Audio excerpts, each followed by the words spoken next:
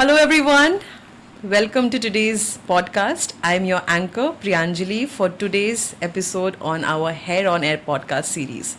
Today's podcast is on a raging topic of current times, which is hair loss, as it affects millions of people in India and worldwide. Hair loss or hair thinning is a common condition which takes a toll on our overall looks over a period of time. So in today's entire episode, we will be discussing on how to keep our hair healthy. And to educate us more on our hair health, we have Dr. Satarupa Mondal with us from Kolkata city, and we would like to welcome her to our Hair on Air podcast series. A very welcome to you, Doctor. Thank you. Before we begin today's podcast, why don't you tell our viewers a little bit about yourself? And why did you choose to specialize in dermatology and trichology? Well, hi, I am Dr. Satarupa Mondal, dermatologist from Kolkata. So, there is science behind the hair and the skin, obviously. That the thing helped me to took this branch, and I am very happy to be a dermatologist, and also by treating my patients and give the awareness regarding the skin and hair health. With that, let's dive into the first question. Doctor, our hair normally falls. So, which is the right time when a person knows that he or she is facing hair loss? Okay, hair loss is normal. We have to understand that to some extent daily hair loss even is very much normal, but we have to know that how much hair is normal. So it also has a range. So there are different studies gone, different investigators went through different studies, but there is no specific count that it is above, it is abnormal. But still I can say that the Klingman study, which is more acceptable, that is around 11 to 113 here, but as a gold standard we can take that more than 100 hair loss is the abnormal hair loss. Right. Doctor, is it a genetic problem or age and a healthy lifestyle can also be a reason behind it? Look, there is different causes. It's not that simple for hair loss. Genetic factor obviously is there, like androgenetic alopecia, the male pattern hair loss and the female pattern hair loss. These are obviously genetic.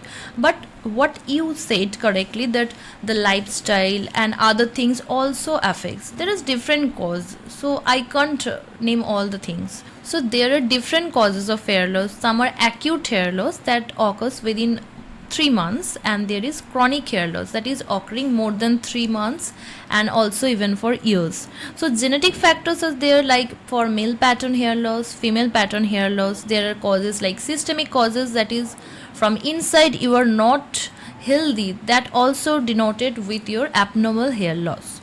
So the hair loss due to some systemic disease like any hypothyroidism, any hormonal problem, any androgenetic overactivity, particularly for the females when they have polycystic ovarian disease and hyperandrogenism, they have the hirsutism but have the hair loss in the scalp. Abnormal hair growth is the hirsutism that is over the unwanted areas like cheek and chin area. They have the hirsutism, but in contrary they have the hair loss over the scalp. That's the thing. And also if they have suffered from any severe illness, hospitalization, in even the any major surgery in last 3 months back. So hair loss is obvious after 3 months or 3 to 6 months of the obvious stress. That may be also mental stress also. Not only physical but mental stress also affects our hair. So you must follow properly that what should we do for my hair fall, and any issue is there, and consult your dermatologist properly and do follow that, but don't stress regarding it. If you are on the proper path and good path, then it will obviously be resolved, but may take time according to the cause of the disease. Well, there are a lot of causes behind hair fall. Basically, what we are trying to say is your overall health matters a lot. As doctor has already mentioned, it's not just an external thing. Of course, hair we can see it externally, but our internal factors, how our body is from within, it matters a lot when we are talking about hair, particularly. Doctor, let's dive into the next question. The next question is, can using a normal soap, we have seen a lot of people using soaps in hair, using body wash in hair. So, can using this normal soaps, body wash also cause hair fall? Look, there must be an underlying cause for the hair fall, obvious hair fall, but I don't prefer using normal soap or that is too much heavy for. But I prefer mild shampoo for washing your hair. Maybe sometimes sulfate or paraben-free shampoos are well and good, but it necessarily not that always if you use sulfate or paraben free shampoo it will lead to a decrease of your hair loss. So you always have to address the proper cause of the hair loss, but simultaneously in additionally you must use the mild shampoo and also other anti-dandruff shampoo whenever needed according to the cause of the disease. Right. Speaking of dandruff, doctor, can dandruff also cause hair fall? Also, let us know, what if the person is suffering from dandruff? What kind of hair products should the person use? So for dandruff, you have to use the anti-dandruff shampoo. Nowadays, it is widely available in the market also. Actually, it contains ketoconazole shampoo, ZPTO, selenium, and also the cyclopyroxolamine. So now you have to understand that how to use this anti-dandruff shampoo.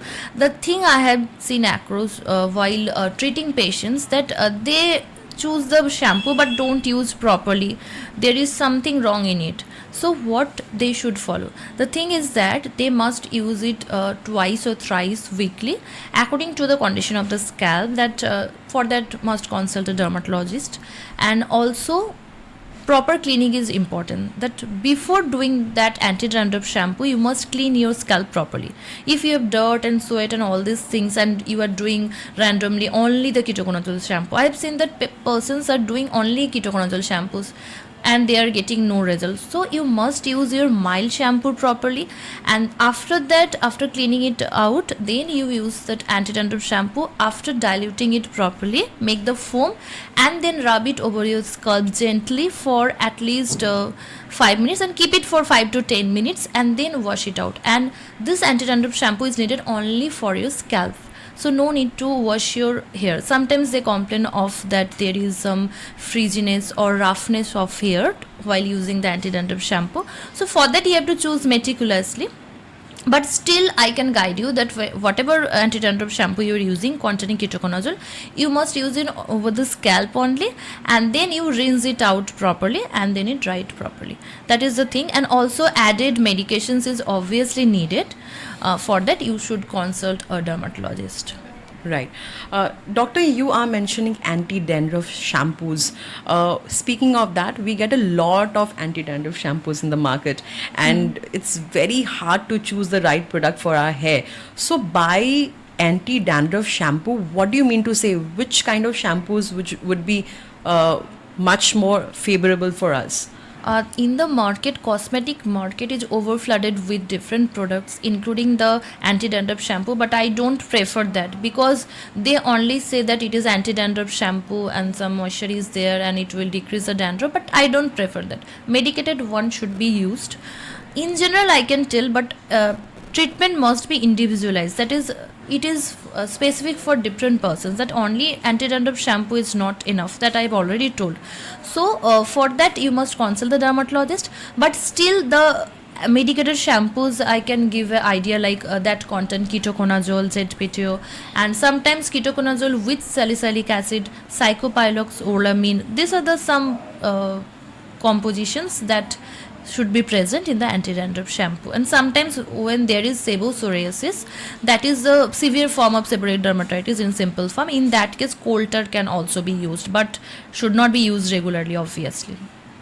Well, speaking of that, as you have already understood, that for choosing the right products for your hair, all you have to do is visit your nearest dermatologist. Moving ahead, doctor, what is the first line treatment which you would suggest our patients for promoting healthy hair and to stop hair fall? Listen, first I will address a healthy scalp. Healthy scalp is very important. Next, the overall healthiness, that is the you must be healthy from inside also, not from outside. That is, your scalp must be healthy obviously, but still your body overall must be healthy. That is the number one point.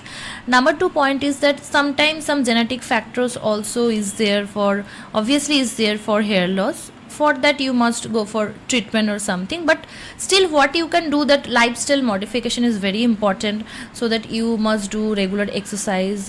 You may wonder that why, how exercise will affect our hair, but still you must do the regular exercise, because some hormonal changes are there, in particularly in person of the young female and young males, that also affect the hair. So whenever you do regular exercise and proper diet, that is avoid the spicy foods and junk food, but still you take proper nutrients and proper elements that is needed for our health, or for our hair actually. So they must take that, they must take the balanced diet. Sometimes I face that the persons or patients do gym and take the supplements sometimes, but supplements sometimes contains anabolic steroids, that is very much harmful for the hair in long run. So that should be taken very cautiously, that is the thing. And also the crash diet is also there for weight loss. I had told that to do regular exercise and maintain the weight, but whenever you are doing the going through the weight reduction regimen, you must do it in proper way. That is, if you take diet that is also deficient in the nutrients and the elements and irons and all these things, then it will obviously affect your hair. So, doctor, do we have any hair nutrient therapy to prevent hair fall? Actually, hair nutrient therapy is needed for not only prevention, but it's actually on the treatment. But I will not tell that it is a first line treatment when there is obvious disease for your hair loss. So যখন কোনো problem হেয়ারের আছে already পেশেন্টের, তখন সেক্ষেত্রে আমাকে সেটাকেও address করতে হবে। অ্যাডিশনালি সাপ্লিমেন্টসের অবভিয়াসলি আছে রোল, অবভিয়াসলি, কারণ অনেক ক্ষেত্রে এই ডেফিসিয়েন্সিগুলো কিন্তু সেক্ষেত্রেও কিন্তু হেয়ারের লসটা হয়ে থাকে, মানে হেয়ার ফল হয়ে থাকে, এবং কিছু কিছু ক্ষেত্রে হয়তো আর কোনো প্রবলেম নেই, কিন্তু এই ডেফিসিয়েন্সিটাই মেন কারণ হয়ে দাঁড়ায় হেয়ার ফলের জন্য। তো সেক্ষেত্রে অবভিয়াসলি এটার রোল অবভিয়াসলি আছে, কিন্তু in proper way. Right. So doctor, একটা খুবই হাস্যকর ব্যাপার, রিসেন্টলি আমি একটা হেয়ার নিউট্রিশনের জন্য অপ্ট করেছিলাম, অ্যান্ড দেন আমি I went to the shop and then they gave me this. So this is what I got, and পরে বাড়িতে এসে আমি দেখলাম যে they have something specifically for the women as well. তো মেল ফিমেলের মধ্যে এরকম কিছু পার্থক্য রয়েছে যে মেলদের প্রোডাক্টস আলাদা, ফিমেলদের প্রোডাক্টস আলাদা? Let me check just once. Okay, the thing is that the demand of our body for the hair loss is obviously different for men and women. So for the woman, to be in simple form, what my audience can catch, I can tell that iron is more needed for case of female. So আয়রনটা খুবই বেশি দরকার, কারণ যেহেতু blood loss হয়ে থাকে ওমেনদের monthly, তো সেক্ষেত্রে iron deficiency is one of the main cause, and it affects hair very badly also. So whenever, even if you have the haemoglobin in proper line, so in normal range, then also there may be deficient in iron store in our body, that is ferritin. So to address that, we must take it as a iron, we can't take ferritin. So iron to be taken in any form. So there is some difference that at least my audience can catch. Right. Doctor, আমরা পুরুষদের মধ্যে সাধারণত দেখি যে একটা circular বল্ডনেস ওরা face করে, কিছু কিছু মানুষ পেছন দিকটাতেও অনেক হেয়ার ফল হয় আমরা দেখেছি। তো why does this happen in the case of men? In case of male, which is most common, is the male pattern hair loss, also called androgenetic alopecia, বাংলায় যেটাকে টাক বলা হয়, যেটা জন্মসূত্রেও হয়ে থাকে। মানে মেনলি এটা জেনেটিক ফ্যাক্টর, মানে হয় তার মায়ের দিক থেকে মামার আছে বা বাবার আছে, সেক্ষেত্রে এটা বেশি দেখা যায়। অনেক ক্ষেত্রে দেখা যায় যে সেরকমভাবে নেই, ফার্স্ট ডিগ্রি রিলেটিভে এই বলনেসটা নেই, কিন্তু তবুও হচ্ছে, কারণ হিউম্যান বিইংয়ের ক্ষেত্রে মাল্টিফ্যাক্টরিয়াল জিন আর মাল্টিফ্যাক্টর, তো সেই জিনটা হয়তো maybe not obvious in other persons but obvious in their case. So সেক্ষেত্রে মেল প্যাটার্ন হেয়ার লস হয়, সেক্ষেত্রে পিছনের হেয়ারটা কিন্তু প্রিজার্ভ থাকে। ছেলেদের ক্ষেত্রে যেটা হয়, সামনের hair line, the frontal hair line is receding of hairline, frontal hairline happens, that leads to the baldness. So in that case, when there is male pattern hair loss, there is obviously receding of the hair loss, and in other types there is central part losses is there, and frontal receding is not there. But when there is loss of hair on the occipital area, that is the back side, it is generally not male pattern hair loss, it is a different cause. Doctor, is it normal to be bald at the age of 18? And what would be the best preferable age for hair transplant? How 18 can be okay for baldness? Obviously not. We should address what is the cause. There are different multiple causes of alopecia, some scarring alopecia, some non-scarring alopecia. So in that case we have to address in for which reason baldness has happened. If there is male pattern hair loss, then hair transplant can be beneficial for them.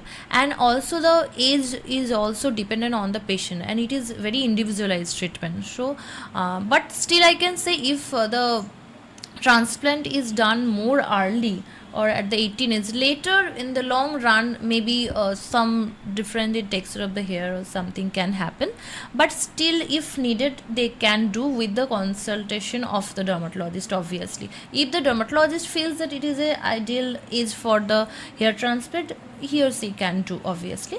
But there is no rule that at 18 can't do the hair transplant. It is not that, rarely it can also be done. Right. So, are these growth therapies also effective for hair thinning, hair loss, alopecias? Is it helpful somehow? Growth therapies like PRP, GFC, and also mesotherapy, which is called, obviously it is helpful. I have seen the patients for the, because they contain the growth factors like platelet derived growth factors, vascular endothelial growth factors, and cytokines and other growth factors. They gives the nutrition to the follicles, because follicle, from the follicle we get the hair, right? So when we give the growth factors, that promotes the hair, the more hair grows actually. With the other treatment like with the medications and the anti-dandruff shampoo or other things, they prevent the hair loss actually. And but growth factor also promotes the increase of the appearance of the hair, new hair. Right. That is a follicle already present inside, but something sometime they are in not growing properly, immature follicles, then there obviously there is role of PRP, but with other treatment, obviously simultaneous. It's not that only PRP you are doing and you will get the result. Obviously other things should be there, and monthly PRP according to the need of the patient, 5 or 6 sessions, and later also according for the maintenance can be done yearly once or twice. Right. Because we are talking about growth therapies, doctor, are there any potential side effects if our viewers would want to know of? For the growth factors therapy Yes. like mesotherapy, Yes. no, it is I feel it's no side effect, because for PRP what we do, that we take the blood of the person's own blood. So the own blood is taken and infusing over the person's same person, so how can be the side effect? But obviously not gross blood, I'm just giving in simple way. Right. The growth factors and all these things are extracted from the blood and in proper way, and like mesotherapy it is given over the scalp. Right. Doctor, what is the difference between hair transplant and hair weaving? And which one should I choose in case if I have to choose between the two? Look, totally different, because one is surgical procedure, hair transplant is totally surgical procedure, it is not surgical. Weaving that you told, that mentioned, that is totally non-surgical procedure, and whatever you will choose, it's not dependent on you, it Right. will be chosen by the dermatologist, obviously. So okay, it is individualized treatment. So where what is the need of the patient and the condition of the patient, and how the root, how healthy the root, for the weaving the hair root must be healthy and strong. Okay, and where their surgery cannot be done, what is the contraindication and the indication is there, and multiple factors depends on it. Okay, so doctor, another question which arises in everyone's mind who goes for hair weaving or hair transplant is, do they have to maintain it throughout the life after they are done with the transplant or weaving? Are there any special care which they need to take for their hair throughout the life? Yeah, obviously they must take proper routine of the healthcare and also the medicines whatever given by the dermatologist. They must follow that, and for the weaving they have to repeat it actually, because whenever the hair grows and it is tied with the thread, hair weaving is the tying of the hair and the extra hair is added with the thread. So whenever there is growth of the hair, previous hair, it becomes loose, so you have to repeat it. So that is the thing, and also obviously the other medicines obviously grew, and that once I have done the hair transplant and I no need to take in care of the hair, it's not the case. So we also have some myth surrounding hair growth, and hair loss. The first myth is যে আমরা যে টাকের কথা আমরা বলছিলাম, so সেটা বাড়িতে home remedies দিয়ে cure করা যায়, is it true?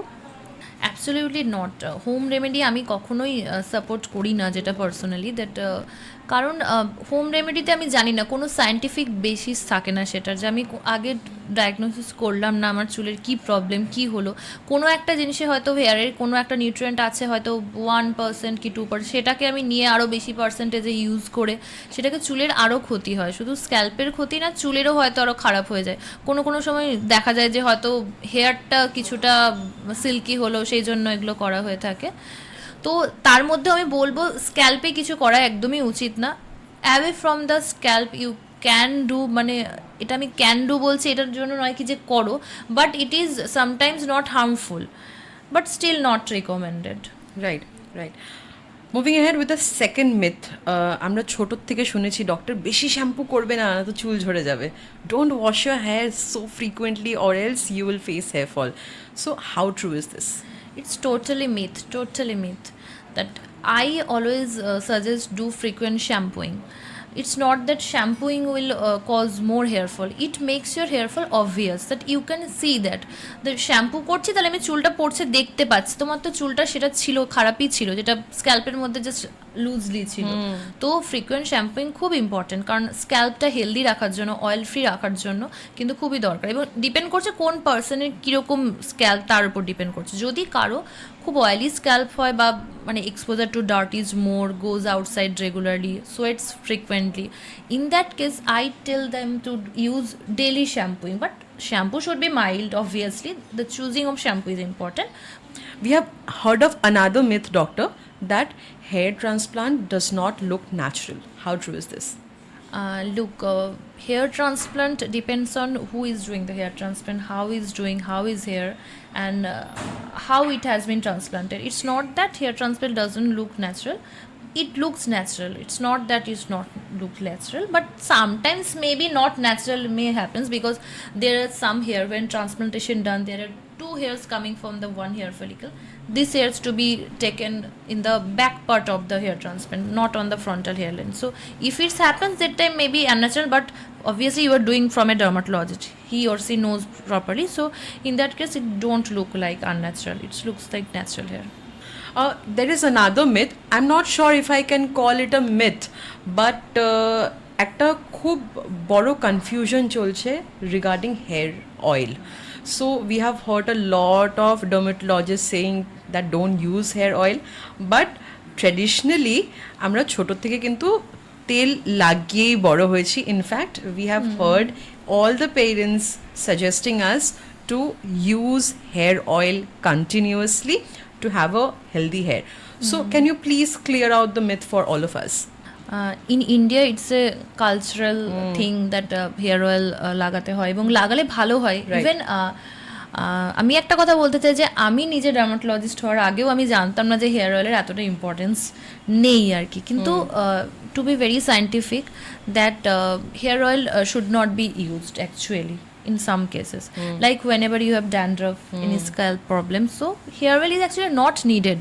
But still if you want to use the hair oil, you just use over your length of the hair, and just before half an hour to 1 hour before doing shampoo you can apply the oil for only for the silkiness of the hair. But still there is lots of serums and other products medicated products also for the hair and hair serum. So I don't think oil is a good option, because oil becomes if you give oil, looks more messy and more cheap thing that happens, so it's not needed. So বাংলায় যে প্রথাটা আমরা ছোট থেকেই শুনে থাকি এবং এখনও আছে, যে জলে চুন তাজা আর তেলে চুল তাজা, তো এটা হচ্ছে পুরোপুরিভাবে মিথ, এটা কিন্তু নয় একদমই।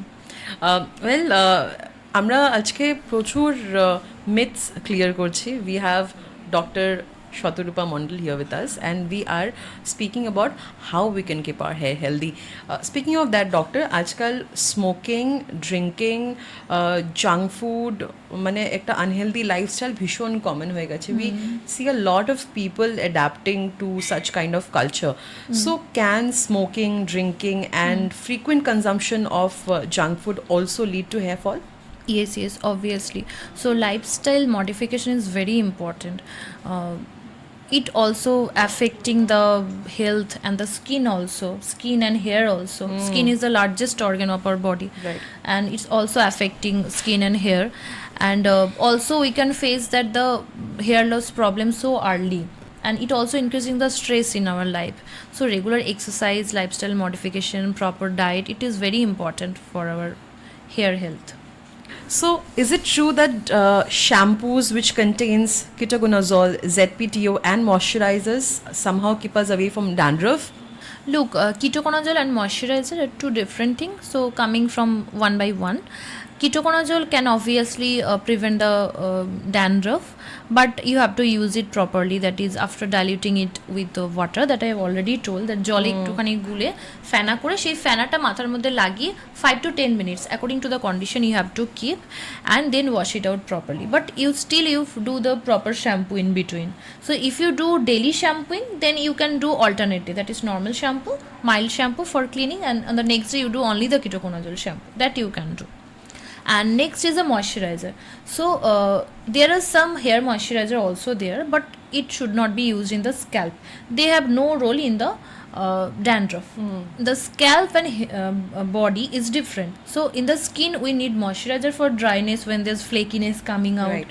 So in that case, if you compare with the hair, when there is scalp is flaky or there is dandruff in simple form, we should avoid the oil or other moisturizer. It should be avoided because it will increase or aggravate the condition.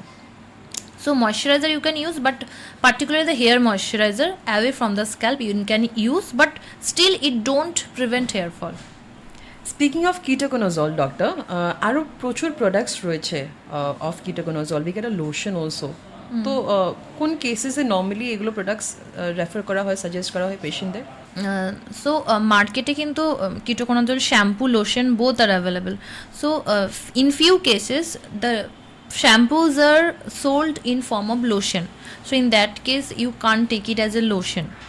So but still there are lotion that can be stay on lotion that can be kept, but few ketoconazole, I'm just warning you that don't use by yourself. নিজেরা কিন্তু এগুলো use করবেন না। কিছু কিছু ক্ষেত্রে আমি এমনও দেখেছি যে কিটোকোনাজল লোশনটাকে, সেটা অ্যাকচুয়ালি শ্যাম্পু, তো সেটা যখন মানুষ ইউজ করে সেটা লোশন হিসেবে ইউজ করবো, সেটা burning also happened over the skin also. Right. So you should be very cautious whenever you are getting from the medicine shop and using it randomly. It's very harmful.